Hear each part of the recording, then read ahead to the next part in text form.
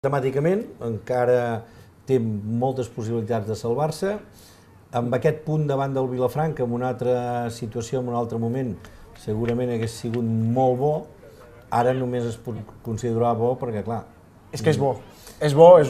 Veient el partit i el calendari, és bo. És un punt d'esperança, sense cap mena de dubte. Aquí veiem una gran ocasió de Joan Pons, que fallava davant de la porteria de Kylian. Recordem que aquest partit va ser el que es va poder viure en directe a través del futbol en joc. Sí, em amb els comentaris a peu de gespa d'on Saïd Esbai i els comentaris tècnics de l'Adam Fontes. Gran Adam Fontes, tots dignes i Trapero, al final en Xevi també hi era per allà, o sigui que...